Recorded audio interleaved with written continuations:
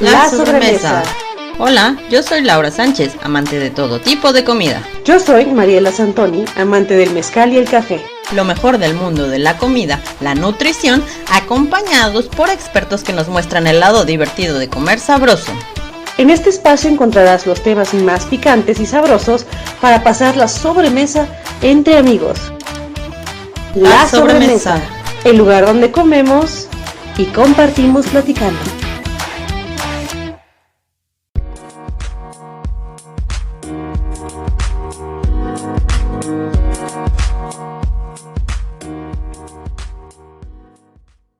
Hi everyone, my name is Mariela Santoni. You know that I'm the host of La Sobremesa Podcast, and today we're going to have our special episode of Nourish Your Soul. You know that I'm a mother and I'm always into this kind of arguments. Yes, I do like polemics. And today we have a very special guest. She's Stéphanie Thomas. She is the writer of Mal de Madres en español, and is a very deep book about regretting motherhood. How are you doing, Stéphanie? Welcome. I'm fine. Hello. Thank you very much for your time. I'm very glad to have you here because I have a lot of questions. You know, at first I thought that this is something that just happened here in Mexico because as a Latin woman, I think it's common to keep the secret. I'm regretting my motherhood. And suddenly I saw this book that is very well researched. And I understood that regretting is universal. This feeling is universal. Yeah. Since Israel, since Germany, since France. What do you think about this? I think that, what's your personal approach to your motherhood? Does this inspire you to write a book, or it was more like this book that you read? Well, let me tell you the beginning of this story of this book. In fact, I was having a drink with a friend of mine, and we were talking about children and motherhood, and like we do usually when you are with your friends sometimes and with a drink. And that friend told me about regretting motherhood, but in general, you know. Mm-hmm. And I said, wow, how can you regret to be a mother? She wasn't talking about her, but suddenly regretting and motherhood were two words that for me at that moment were not compatible. You see what I mean? Yes. And then I think about it, and it made a sort of echo, to me. And I started to think about my own grandmother, who was a wonderful grandmother. I loved her more than everyone. She was great. But I realized that maybe she regretted to be a mother with my father. And so I started to think about the way she could, she was dead and my father was dead. So I had a boulevard, how you say that, a huge avenue to think about this family stuff and about motherhood. And then I began to ask questions to other women. I tried to find them on internet, on social medias and all that stuff. And I found mothers, so I could ask them the questions, do you regret? And the one that interested me the most were the one who could look straight me in the eyes and said, yes, if I had to do it again, I wouldn't have any child.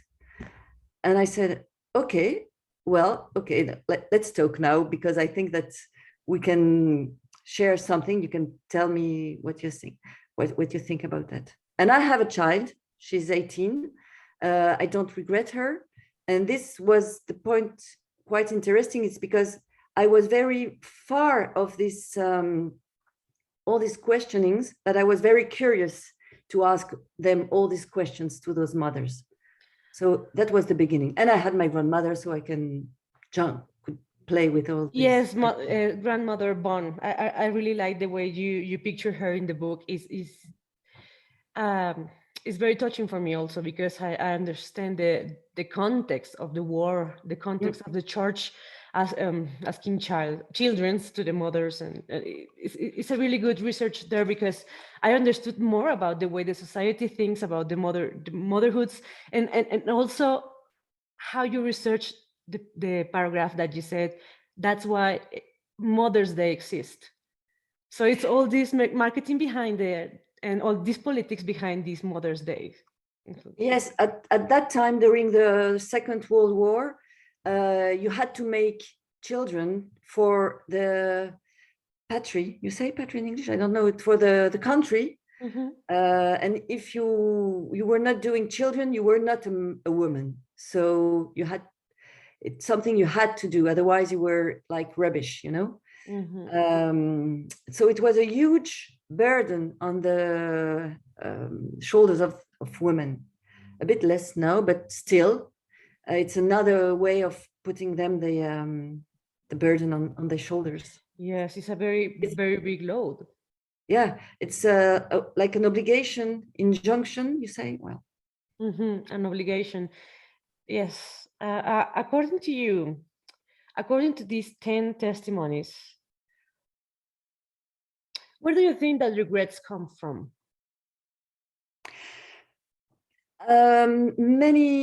There's many hints, and when I asked all these women, I could see links between them.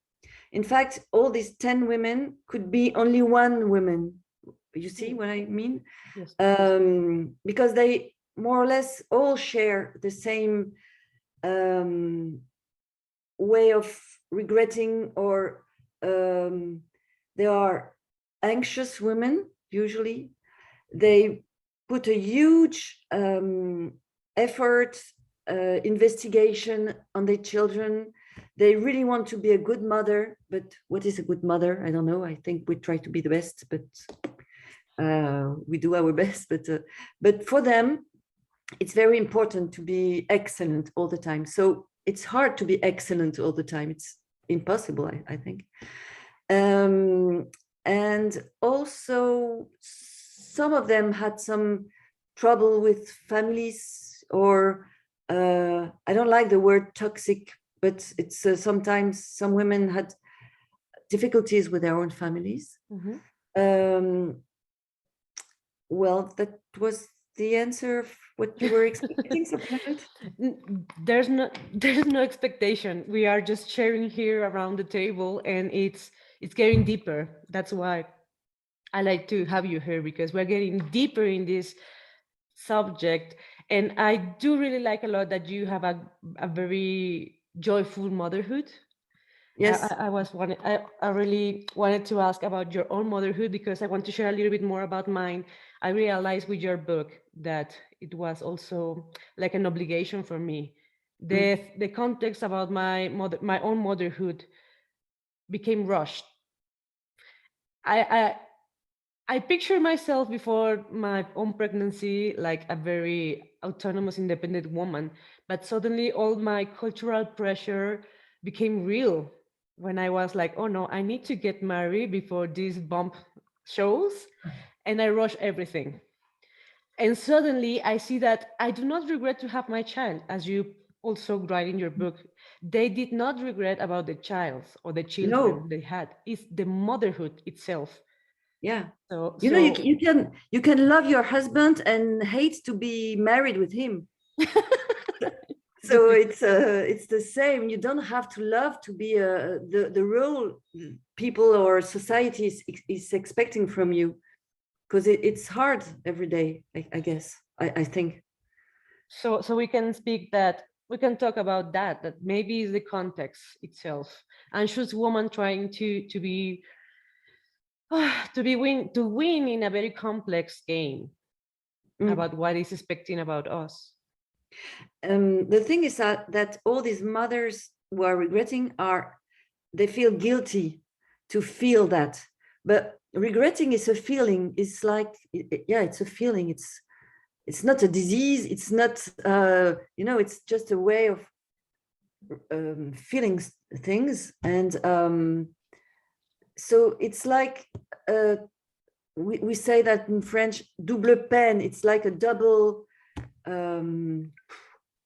A double blade. Yeah, double heavy thing to carry, you know. So first you regret, and then you are guilty because you regret. So it's heavy. Yes. And you don't have to feel guilty. It's like that because the children are really loved, but there's no. This is sure, because people say, "Oh my God, but the poor children, if the mother regrets." No poor children. They are very well. How you say that? They guided, for, looked after, loved. It's the mother do more than other mothers. You know, when I was I am a mother, but when my child was little, she was with me all the time. She could go. I could to travel. I could go to the restaurant. I could go to see some friends. She was like in my bag, you know, with the father, of course, always. But the mother I met in this book, it's like the life was ended. They could not do anything. They were always thinking of, oh, if this child was not there, I could do that or that.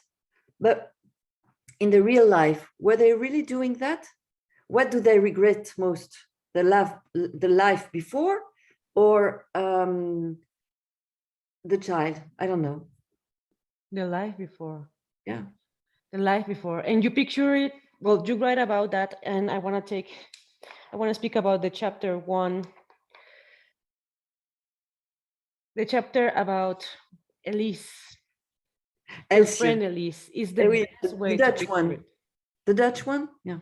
The Elise, the first one. Well, the second one. Before, after you picture your grandmother, there's a conversation with your friend Elise. Elsie, yeah, voilà. Elsie. Sorry, I'm a little dyslexic. Yes, my dyslexic. Yes, that she pictured the way that having a child cancels me as a person. So I would like to talk about the lie of roles. Why the state and the society nullifies our value as a people by the fact of procreating. So it means that she was afraid to change. In fact, she was very happy with her boyfriend, and she didn't want anything to change it. She was afraid to change her, that it would change her. In fact, I don't know if you change really when you have children, it's maybe more responsibilities, but you don't change fundamentally, in fact. But it can reinforce your anxiousness, or that's all. But Elsie, she was, she knows that everybody was expecting her to have a child, so the pressure was very important. So have you seen, you are 13 now, you have to have a child because clock is ticking, so you're going to be old. And so this is the pressure, I guess, for women. Men don't have this thing, I think. Yes, I was going to ask you about that, because the hashtag regretting motherhood became very popular after this release, this book, the Regretting of Motherhood, a story based on interviews with 23 Israeli women, that is also that you speak in your book also, about this woman that regret motherhood, and it's all anonymous, aged from 26 to 73. 5 of them were grandmothers. So the hashtag became very, very famous after that book. But as society, we are always having this regretting motherhood versus what about the father? And what do you think about the different roles that we still replicate as mothers and fathers, and motherhood and fatherhood? What do I think about the role of men in the story, you mean? Yes. Sometimes they are not here. They are sometimes they can't do anything because they are not psychiatric. They are just they are not shrink, you know. So the woman has to deal with her own story. In my books, well, let's say that half men were there with the women.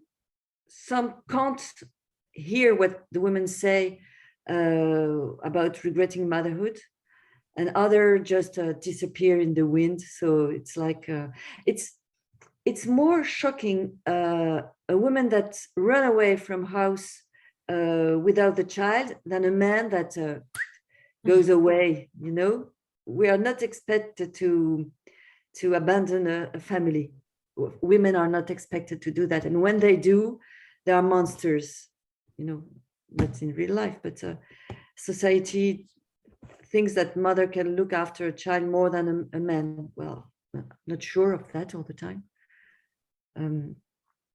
But the men have a role to play, of course, in the family and to look after these children and help the woman. But at the end, it's always the same story. At the end, sorry, but a lot of women do everything at home. But yes, this different load between the home between man and woman is very sexist, right? It's very sexist. And I was just wondering if with this question that I already asked you about your point of view, and as a French woman, you're French or Belgian? Excuse me. I'm French. You're French. As a French woman, how do you see this in your country? The share of between men and, well, I see that at the end of the day, the woman does a lot more than the man. The woman is always thinking about tiny things like the appointment with the piano lessons or guitar or the doctor or the appointment with the teacher at school, all these little things that take you a lot of brain, in fact. Well, I was lucky with the father of my girl. I was very lucky because he was doing everything. Oh no, I mean a lot of things. And he's a good team player. Yeah, he was doing a lot. So I'm lucky with, but when I see my friends, I know that they are doing a lot, of course, too. So yes, I was just trying to picture the context so we can keep talking about the book and your research, because it was very interesting to me to notice this, that is universal. And I would like to ask you. Sorry, yes? I'm thinking about another woman in the book. She wanted to be a painter, and she had lots of expectation in her life, and she was stuck in she had to do children because the society wanted, because the husband wanted, because the family, because the religion, and so she had to turn the back to her, how you say that? I don't know, it's a French expression. She had to forget her dreams. And now when she only have 30 minutes to draw or to paint, it's like heaven. And suddenly she hears a child shouting, "Mommy, can you help me with that?" Or "Mommy, where is my book or my socks?" Or I don't know what. And at the end, it's always the mother who is called. And so the problem is that what I see is that the mother is always asked to be. It's hard for her to have her own secret garden and to do what she wants to realize herself. Yes, I think that is the, well, that was very moving for me. Sorry if I'm getting a little bit sentimental, but it's my story, right? How many children do you have? I only have one child, but all the circumstances turn into I need to cut my my dreams because it's not gonna happen if I'm still dreaming. Mm. And after Are you 4 not sure? years, You still have dreams? Like, what? do you Sorry? still have dreams? I just realized that 4 years later, no, that I'm a journalist and I do like to be a Bouge plus. photojournalist and a podcaster, and I liked editing and doing all that stuff that was me before that kid. But it's true, I'm an anxious woman who puts the kid first, and I'm always available for not the husband because I'm getting divorced, but the babies first. How old is the baby? 4 years. For you? Yeah, it's little. It's young. Yes, he's You getting see, after he's going to be a teenager, and he will don't look at you and say, "Oh," because when I was writing that book, my daughter was a teenager, and she's great, but it was a bit hard for me because I'm sensitive, and so writing this book about these mothers and looking at the same time at other books about teenagers, how they behave, how to react, how to say, okay, it's just a time, just wait 2 or 3 years and it's going to be okay. So I must say that it was funny for me, the moment I was writing that book, because I was traversing, I was, how to say that? I was... you were crossing that. I was crossing that phase. the teenage age. And I remember me at that age and I said, oh, my poor mother. But anyway. Thank you, Mama. Thank you, Mama. You were patient. So do you think, well, I was going to ask you, which was the hardest part for you to write?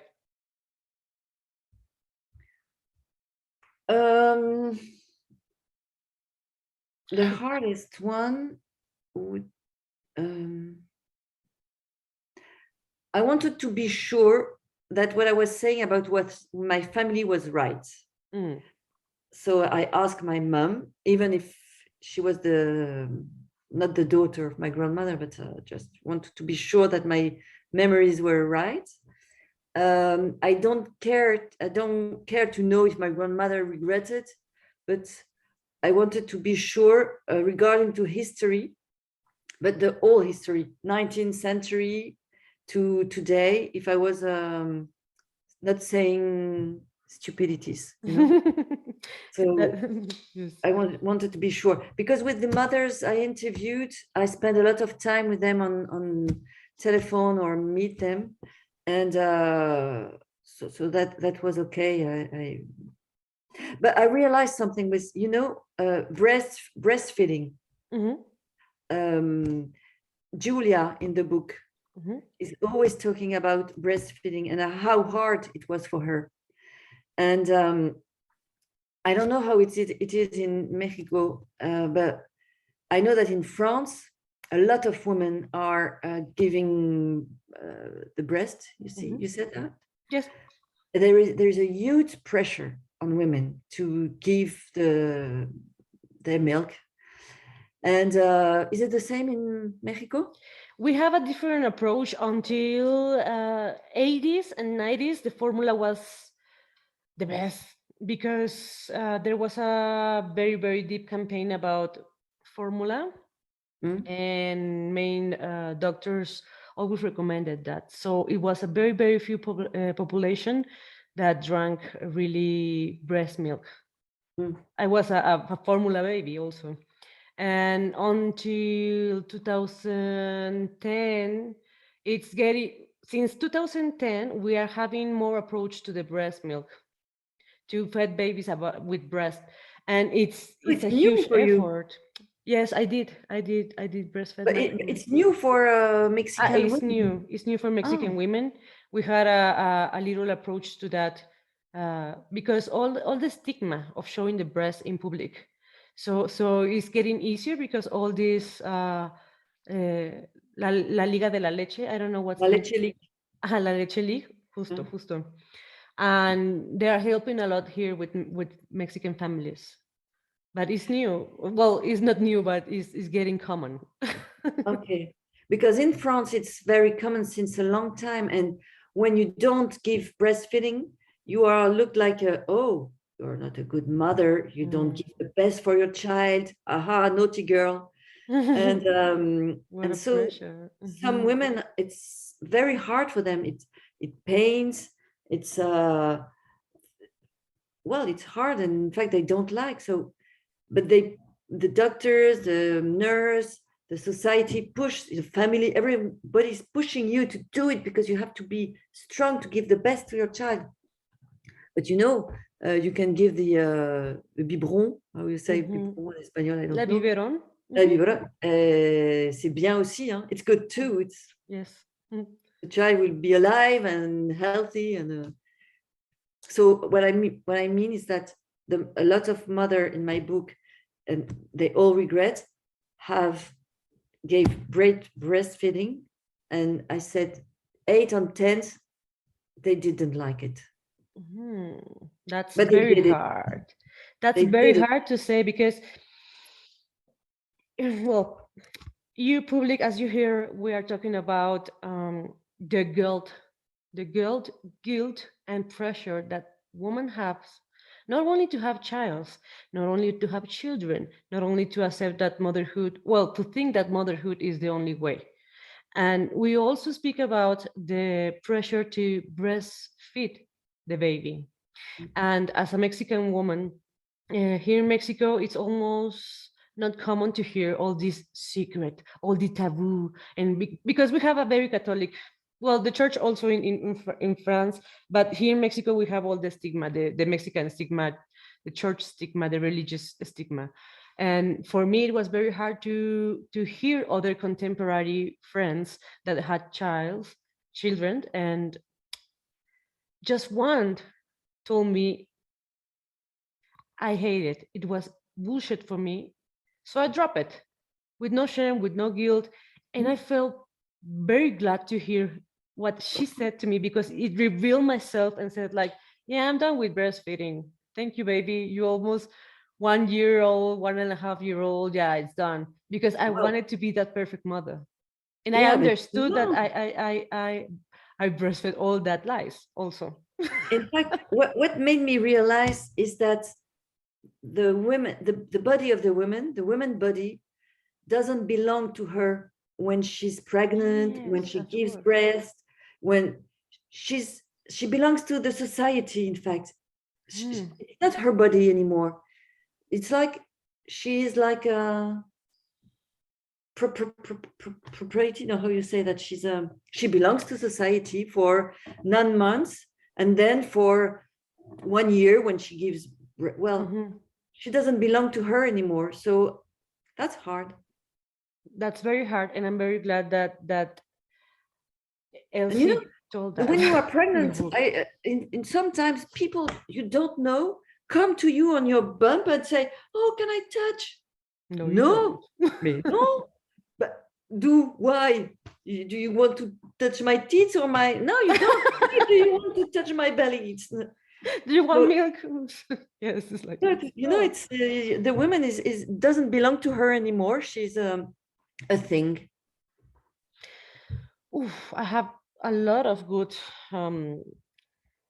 sentences to speak about later, because it's not just this book. I do recommend this book a lot, sobre todo to all that women there who wants not only to feel understood, because this is a very well researched book where you can find another tons of articles, tons of other books that you can also read, and you will feel all the journalist strict eye of our invitada, our Stéphanie Thomas, because she is a journalist, and she's also a documentalist, a sound documentalist. She has the special eye to approach to the story and also bring you more facts. And that's why I do recommend a lot this book. You can also make your own decision, and you can complete your version of the story, realizing that there's a lot of explanation here. we can speak about the things that we see as usual in the society, as we spoke about the guilt, the pressure, the things, this thing about leaving your body to the society. And then you research that this is not new, but it's almost the first time that we speak about this. And I do really want to thank you that you put in your book that I want to give voice to that woman. Mm-hmm. Can you speak more about the way you felt about giving this space? I was very surprised because recently I was invited on RFI, which is a Radio France Internationale. It's a radio that is very present in Africa. And I talked to African mothers from different countries. And it's really universal because they, even in Africa, and also I spoke to a friend of mine, she's living on Eastern Island, Isla de Pascua, and she said, you have to interview me. I really have many things to tell about you, because when I think about it, it was hard. And also another friend of mine, I know her since I'm a kid, and she said, why you didn't ask me for this interview and these books, because I regret. And I said, you regret? I never noticed that. I said, of course, I can't speak about that. I'm a very good mother, but I'm too stressed in my life. I don't sleep because of my kid, even if he's 15. And all the thing I do is have no sense, In fact, I don't know how you say in Spanish, but the myth of Sisyphe, the Sisyphe myth. The guy who has a huge rock, and all the day he pushes the rock. Sísifo. And at the end, mito de Sísifo. He's pushing this big load every day. It's the same with these mothers. Every day they push the huge rock, and they do many things. Go to the park, give the bath, do the homework, go to the doctor. And at the end of the day, the rugs falls, and the next day, it's again the same stuff every day.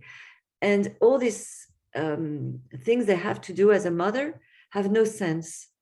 So it's like the link with them and the child hasn't been done, in fact. And they feel very sorry, but they do it again and again, and they feel guilty. But you can hate going to the park with your child. You can hate, because really the park is boring. I don't know. And you need to be dependent every time. It's and they always have to speak with other mothers, and you and many things that when you are a mother that you dislike, and you can dislike it. It's not a big deal, but these women love their child, so this is the principle. I'm very glad that you're touching this feeling, because that's one of the things that I would like to do. Me as a journalist in my career, I do like to speak about motherhood, because it's not that common. It's not that well researched, and it's also like half seen, half blocked. And I wanted to ask you something about. Let me check.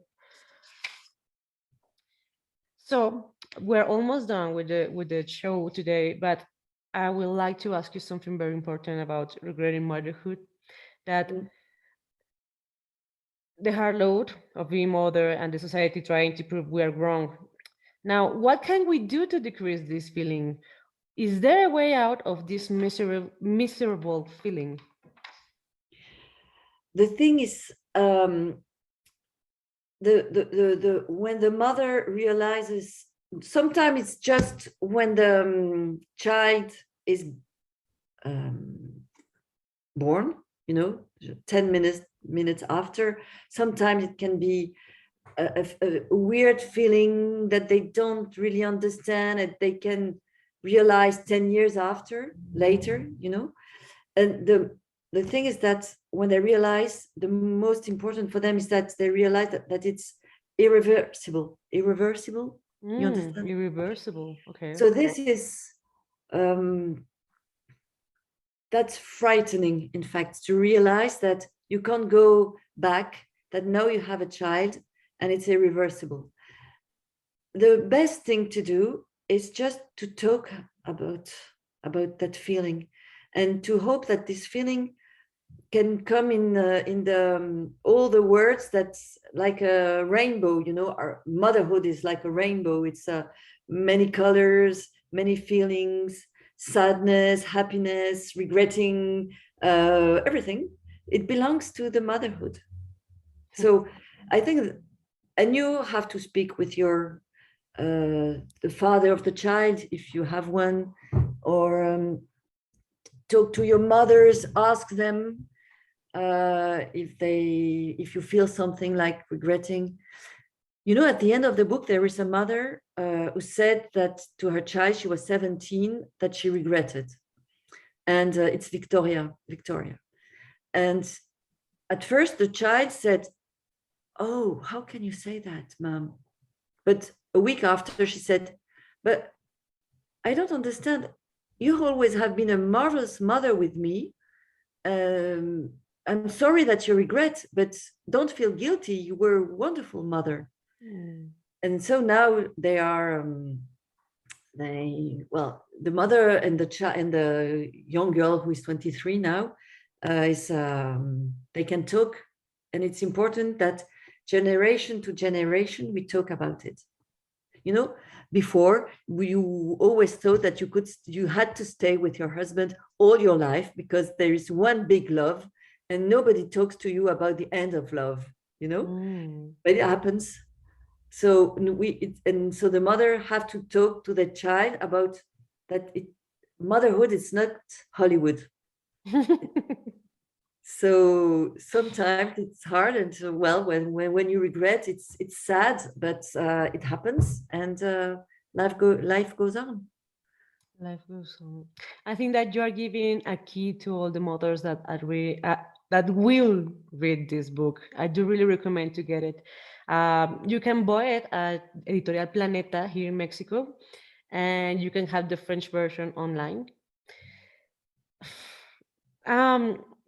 I'm getting a little bit happy about the Hollywood thing because, yes, we all saw that picture of the Hollywood motherhood. The Hollywood motherhood. Yeah. You can write about that. And you are giving the key to all these mothers to assume life with naturality.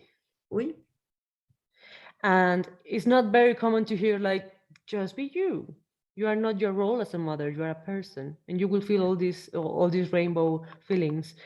And I think that the best way that you put it is like, you got to assume your life because it's irreversible.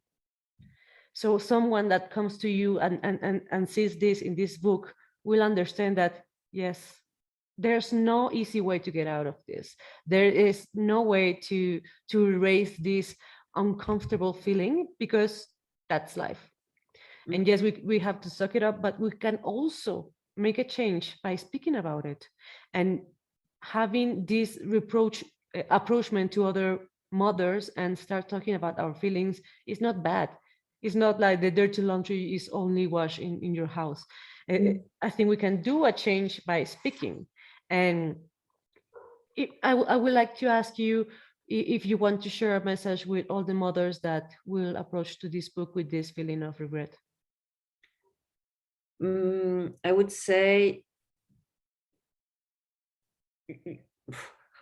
en français, je dirais, vous faites de votre mieux, mais vous ferez jamais assez bien. I mean, you do your best, but you will never do the best. So, as you said, be yourself, do your best, but don't put too much pressure on you, because anyway, it's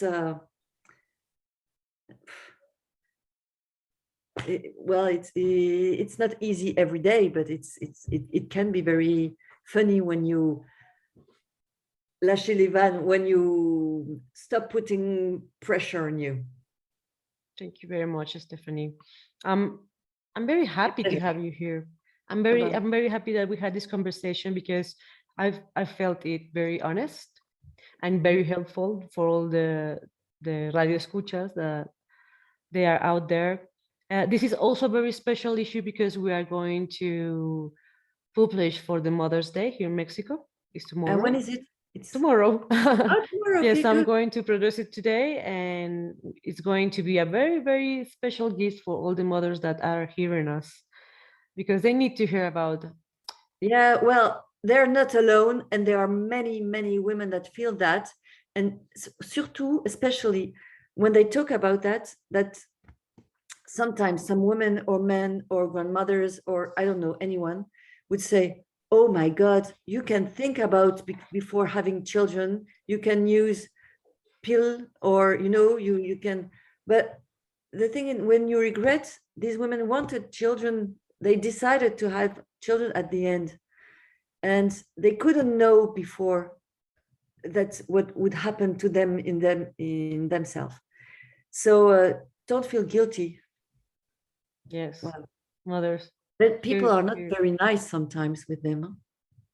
So That's they the have thing to that I would like not to change. escuchar. Yes, Mm. yes, I would like to make a change about speaking. Well, speaking about this, writing about this, having spaces with you, with you authors to research a little bit more about the deepness of these decisions and feelings. And it was a very, very deep interview for me. Thank you very much for your time. I just want to say something about this taboo. I wrote it because my English is not my first language, right? So the last Like- taboo that still remains to be crossed, the last barrier that we must overcome, is the acceptance of maternal sorrow. We need to go beyond received ideas, preconceived plans, and listen to this feeling. Listen to women explain that children are not the absolute concentration of life, but we love them. It is. That's it. I have a question about abortion in Mexico. Yes, you get us. Mhm. How is it? I think it's quite hard to It's hard to abort here in Mexico, but we're making changes. There are 4 states that it's full legally until during the first trimester, but just 4. So we're pushing. There's a lot of Yeah, I feminist wanted to movement. make a documentary a few years ago about that when I realized that it was forbidden. At that time, it was only Mexico that Mhm. accepted abortion. But, well, you have a lot of work to do, women, in Yes, your we have. country. Yes, we have, and you can come to Mexico, and I can be your fixer if you need to. I can Okay. present you thanks. to other journalists that they are very involved in the Ley Olympia also. Tons of feminists and journalists who are pro women's rights. So I can introduce you to them. And very welcome to my country. You're very welcome. Thank you very much. Thank you very much, Stéphanie. I'm going to leave you because I know you have other interviews. Okay. In English also, I have to.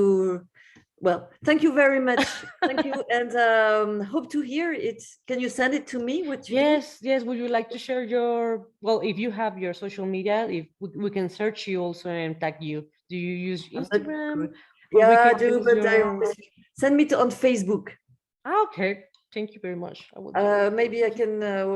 I will send you, or I will find you, and I will send it to you. Okay. Perfect. And it's gonna be in Spanish. Excuse me. It's gonna be. No, I'm after- going to make the translation, and I'm going to cut first the question, and then I'm going to start with the Spanish. So it's going to take a length of almost 1.5 hours.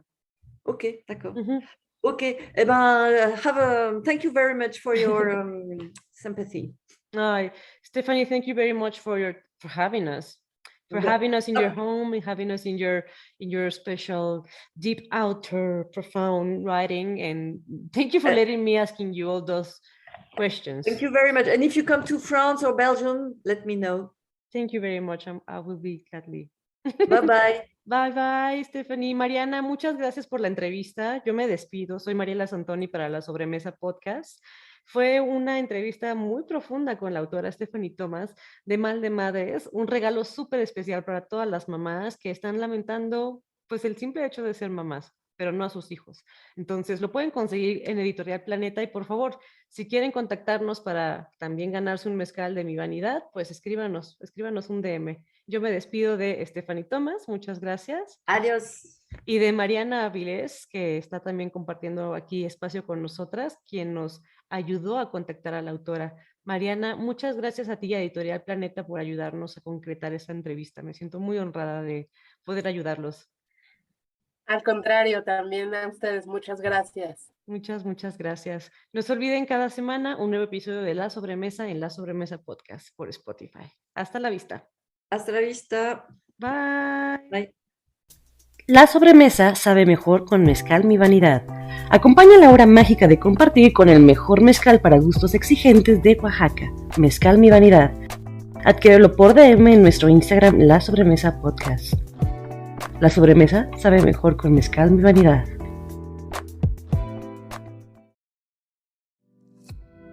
Encuentra a La Sobremesa en nuestras redes sociales como La Sobremesa Podcast en Instagram y La Sobremesa en Facebook. Recuerda oírnos cada miércoles en Spotify, Amazon y Apple Podcast y todos los jueves un video nuevo en YouTube. La Sobremesa, el lugar donde compartimos y aprendemos platicando.